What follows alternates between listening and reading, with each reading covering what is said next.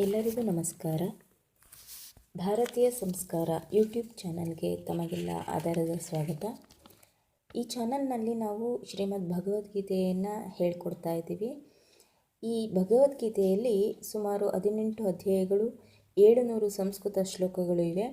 ಆ 18 ಅಧ್ಯಾಯಗಳೆಂದರೆ 1 ಅರ್ಜುನ ವಿಷಾದ ಯೋಗ, 2 ಸಾಂಖ್ಯ ಯೋಗ, 3 ಕರ್ಮಯೋಗ, 4 ಜ್ಞಾನ ಯೋಗ, 5 ಸನ್ಯಾಸ ಯೋಗ, 6 ಧ್ಯಾನ ಯೋಗ, 7 ಜ್ಞಾನ ವಿಜ್ಞಾನ ಯೋಗ, 8 ಅಕ್ಷರ ಬ್ರಹ್ಮ ಅಥವಾ ಅಕ್ಷರ ಪರಬ್ರಹ್ಮ ಯೋಗ, 9 ರಾಜವಿದ್ಯಾ ರಾಜಗುಹ್ಯ ಯೋಗ, 10 ವಿಭೂತಿ ಯೋಗ, 11 ವಿಶ್ವರೂಪ ದರ್ಶನ ಯೋಗ, 12 ಭಕ್ತಿ ಯೋಗ, 13 ಕ್ಷೇತ್ರಜ್ಞ ಯೋಗ, 14 ಗುಣತ್ರಯ ವಿಭಾಗ ಯೋಗ, 15 ಪುರುಷೋತ್ತಮ ಯೋಗ, 16 ದೈವಾಸುರ ಸಂಪದ್ವಿಭಾಗ ಯೋಗ, 17 ಶ್ರದ್ಧಾತ್ರಯ ವಿಭಾಗ ಯೋಗ ಹಾಗೂ ಕೊನೆಯದಾಗಿ ಮೋಕ್ಷ ಸನ್ಯಾಸ ಯೋಗ. ಈ 18 ಅಧ್ಯಾಯಗಳು ಭಗವದ್ಗೀತೆಯಲ್ಲಿ ಸುಮಾರು 700 ಶ್ಲೋಕಗಳನ್ನು ಒಳಗೊಂಡಿದೆ. ಭಗವದ್ಗೀತೆ ಹೇಳ್ಕೊಡೋಕ್ಕಿಂತ ಮುಂಚೆ ಅದರ ಹಿನ್ನೆಲೆಯನ್ನು ನಾನು ಹೇಳಬೇಕು ಅಂತ ಇಷ್ಟಪಡ್ತೀನಿ. ಯಾಕೆ ಅಂದರೆ ಯಾವುದೇ ವಿಷಯನ ನಾವು ತಿಳ್ಕೋಬೇಕು ಅಂದರೆ ಸ್ವಲ್ಪ ಮಟ್ಟಿಗಾದರೂ ಅದರ ಹಿನ್ನೆಲೆಯನ್ನು ನಾವು ತಿಳ್ಕೊಳ್ಳೋದು ಅವಶ್ಯಕವಾಗಿರುತ್ತೆ. ಭಗವದ್ಗೀತೆ ಶ್ರೀಕೃಷ್ಣ ಪರಮಾತ್ಮ ಅರ್ಜುನನಿಗೆ ಉಪದೇಶ ಮಾಡಿರೋದು ಅಂತ ಎಲ್ರಿಗೂ ಗೊತ್ತಿದೆ. ಆದರೂ ಕೂಡ ನಾವಿಲ್ಲಿ ಯಾವ ಸಂದರ್ಭದಲ್ಲಿ ಅರ್ಜುನನಿಗೆ ಶ್ರೀಕೃಷ್ಣ ಪರಮಾತ್ಮ ಉಪದೇಶ ಮಾಡಿದರು ಅನ್ನೋದನ್ನ ತಿಳ್ಕೊಳ್ಳೋದ್ರಲ್ಲಿ ತಪ್ಪೇನಿಲ್ಲ ಅನ್ನೋದು ನನ್ನ ಅನಿಸಿಕೆ. ಧರ್ಮಕ್ಷೇತ್ರವಾದ ಕುರುಕ್ಷೇತ್ರದಲ್ಲಿ ಯುದ್ಧಕ್ಕೆ ಸಿದ್ಧರಾಗಿ ಕೌರವರು ಮತ್ತು ಪಾಂಡವರು ಸಿದ್ಧರಾಗಿರ್ತಾರೆ. ಇಂಥ ಸಂದರ್ಭದಲ್ಲಿ ಅರ್ಜುನ ತನ್ನವರನ್ನೆಲ್ಲ ನೋಡಬೇಕು ಅನ್ನೋ ಆಸೆಯಿಂದ ಶ್ರೀಕೃಷ್ಣ ಪರಮಾತ್ಮನೇ ಅರ್ಜುನನ ಸಾರಥಿ ಆದ್ದರಿಂದ ಪರಮಾತ್ಮನಿಗೆ ಹೇಳ್ತಾನೆ ಅರ್ಜುನ, ಶ್ರೀಕೃಷ್ಣ ನನ್ನನ್ನು ಈ ಯುದ್ಧ ರಂಗಭೂಮಿಯ ಮಧ್ಯಕ್ಕೆ ಕರ್ಕೊಂಡೋಗಿ ನನ್ನ ರಥನ ನಿಲ್ಲಿಸು, ನಾನು ನನ್ನ ಬಂಧು ಬಾಂಧವರನ್ನು ನೋಡಬೇಕು ಅಂತ ಕೇಳ್ಕೊತಾನೆ. ಈ ಅರ್ಜುನನನ್ನು ಗಮನಿಸಿದಂಥ ಶ್ರೀಕೃಷ್ಣ ಪರಮಾತ್ಮ ಸರಿ ಅಂತ ಕರ್ಕೊಂಡೋಗಿ ನಿಲ್ಲಿಸ್ತಾನೆ. ನಿಲ್ಲಿಸಾದ್ಮೇಲೆ ಅರ್ಜುನ ಒಂದು ಕಡೆಯಿಂದ ನೋಡ್ಕೊಂಬರ್ತಾನೆ. ತನ್ನ ಅಜ್ಜ, ತಂದೆ, ದೊಡ್ಡಪ್ಪ, ಚಿಕ್ಕಪ್ಪ, ಗುರುಗಳು, ಮುತ್ತಾತ ಈ ಥರ ಎಲ್ಲ ಬಂದು ಬಾಂಧವ್ರನ್ನೆಲ್ಲ ನೋಡಾದ್ಮೇಲೆ ಅವನಿಗೆ ಒಂದು ಅನಿಸುತ್ತೆ, ಒಂದು ಸಣ್ಣ ತುಂಡು ಭೂಮಿಗೋಸ್ಕರ ನಾನು ನನ್ನ ಬಂಧು ಬಾಂಧವ್ರನ್ನೆಲ್ಲ ಕೊಲ್ಲಬೇಕಾ? ಇದರಿಂದ ನನಗೇನು ಪ್ರಯೋಜನ? ನಾನಿದ್ದು ಕೂಡ ಆಗ ಸತ್ತ ಹಾಗೆ ಇರ್ತೀನಿ. ಇದರಿಂದ ನನಗೇನೂ ಪ್ರಯೋಜನ ಇಲ್ಲ. ಒಂದು ತುಂಡು ಭೂಮಿಗೋಸ್ಕರ ನನ್ನ ಬಂಧು ಬಾಂಧವರನ್ನು ನಾನು ಕೊಲ್ಲೋ ಅಂಥ ಅಸಹ್ಯಕರವಾದ ಒಂದು ಸ್ಥಿತಿಗೆ ನಾನು ಹೋಗೋದಿಲ್ಲ.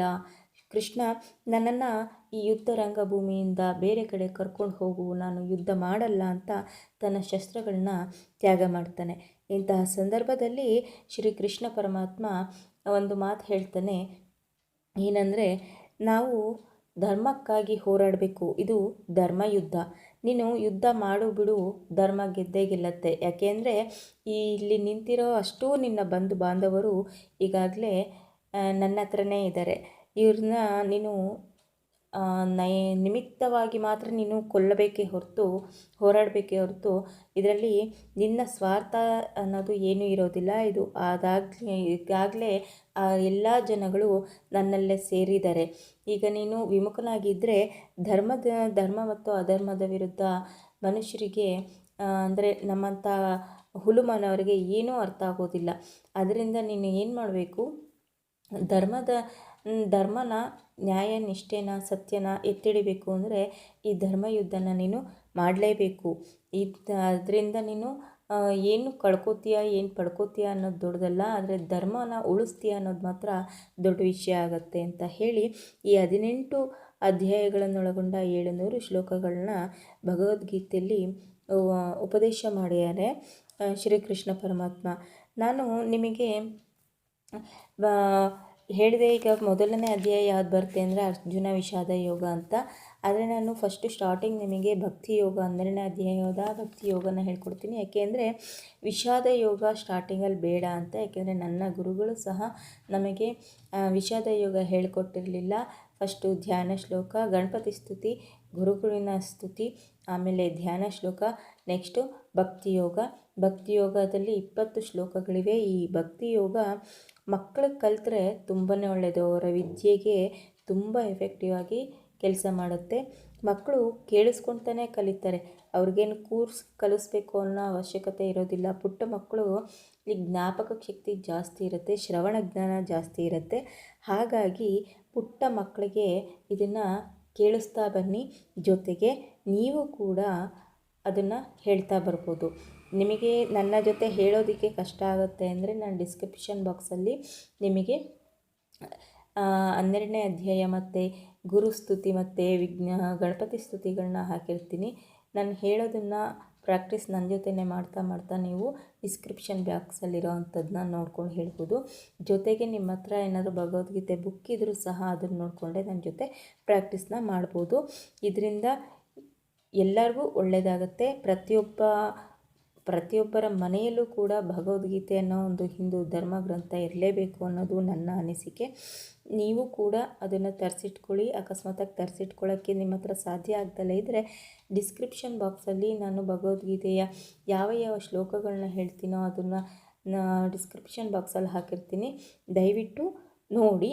ಜೊತೆಗೆ ನನ್ನಲ್ಲಿ ನಾನು ಹೇಳಿಕೊಡುವಾಗ ನಿಮಗೇನಾದರೂ ತಪ್ಪು ಕಂಡು ಬಂದಿದ್ದರೆ ಅಥವಾ ನಾನು ಹಿನ್ನೆಲೆ ಹೇಳಿದ್ರಲ್ಲಿ ನಿಮಗೇನಾದರೂ ಇನ್ನೂ ಏನಾದರೂ ಹೇಳಬೇಕು ಅನಿಸಿದರೆ ಅಥವಾ ನಾನೇನಾದರೂ ಬಿಟ್ಟು ಹೇಳಿದರೆ ಅದನ್ನು ನೀವು ಕಮೆಂಟ್ ಸೆಕ್ಷನಲ್ಲಿ ಹಾಕ್ಬೋದು.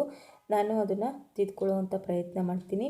ಮತ್ತು ಭಗವದ್ಗೀತೆಯ ಒಂದೊಂದು ಶ್ಲೋಕಕ್ಕೂ ನಿಮಗೆ ಅರ್ಥ ಸಹಿತ ಹೇಳಬೇಕು ಅಂದರೆ ಅದು ಕೂಡ ಕಮೆಂಟ್ ಸೆಕ್ಷನಲ್ಲಿ ಹಾಕಿ ನಾನು ಖಂಡಿತವಾಗ್ಲೂ ಪ್ರಯತ್ನ ಪಡ್ತೀನಿ. ಧನ್ಯವಾದ.